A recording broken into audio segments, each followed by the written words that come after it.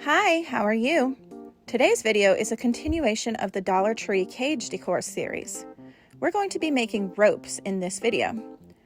Supplies you will need are a pair of sharp scissors, tape,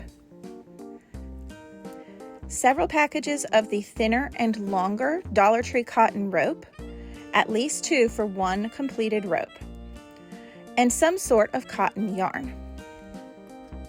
Open your rope and cut off the zip tie. You'll notice that the ends have tape on them, but we're going to leave that for right now because it doesn't interfere with our project and it makes the rope less likely to untwist during the process.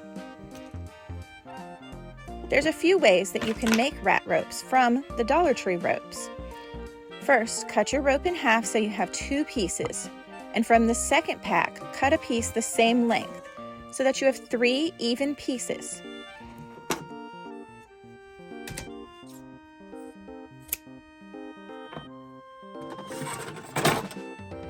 Wrap the cut ends of your rope with tape. This just makes it more manageable as you're working.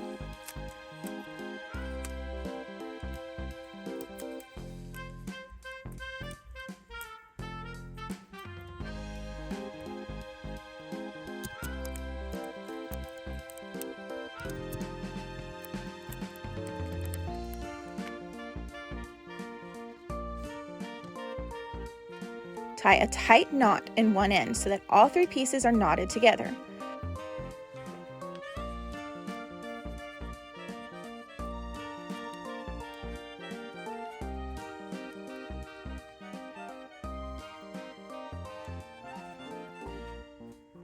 Tugging on each piece individually from both sides of the knot can really help tighten it up.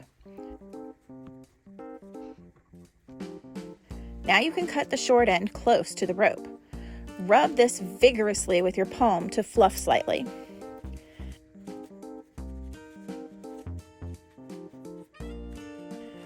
Braid the rope.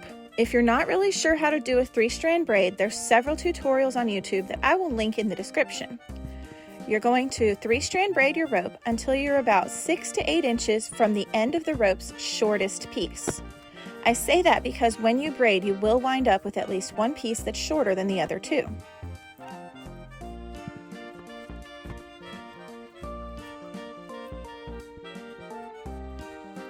Then you're going to tie a knot to the end of that braid.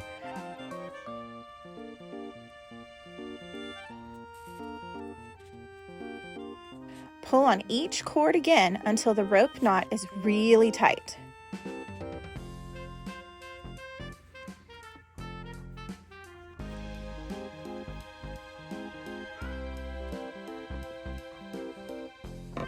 Then trim the ends and fluff them like we did before. Cut your yarn into 6 pieces that are roughly 12 to 16 inches long. Then separate these into 2 groups of 3. Knot the top of them so that you have 2 3-stranded pieces of yarn. I find it helpful to pin these down at the end so that they don't run off the table as I work. Then you're going to braid the yarn in a 3-strand braid just like you did for the rope.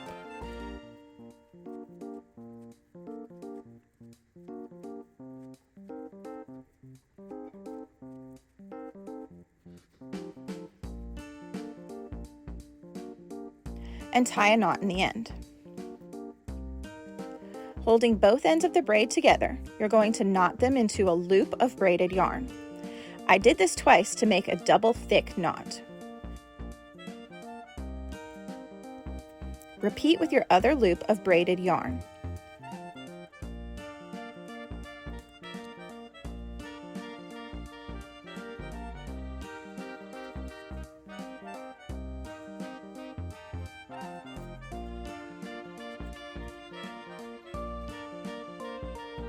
You can loop your braid around the rope, right under the big knot, or even easier, pass the looped end of your braided yarn through a section of your braid.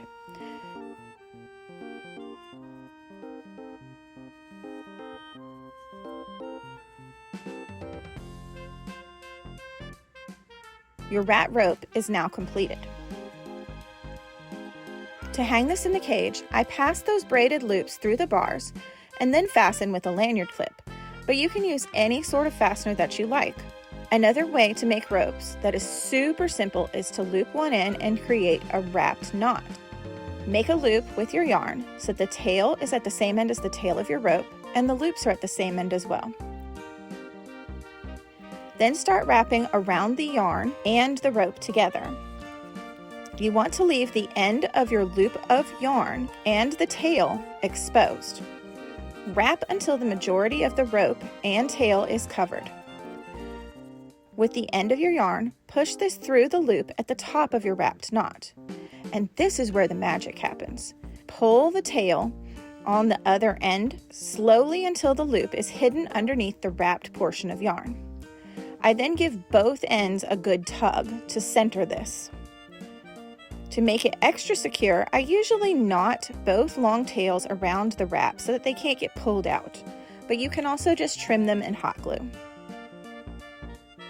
Repeat the same process on the opposite side.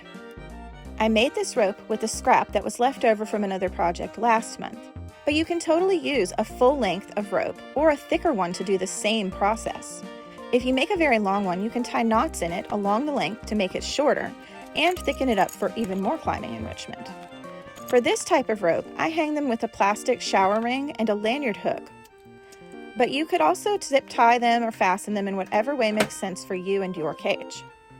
I hope this video gives you some ideas for how to make ropes for your rat cage, but you're certainly not limited to these two options. There's lots of things you can do and it doesn't have to cost a fortune.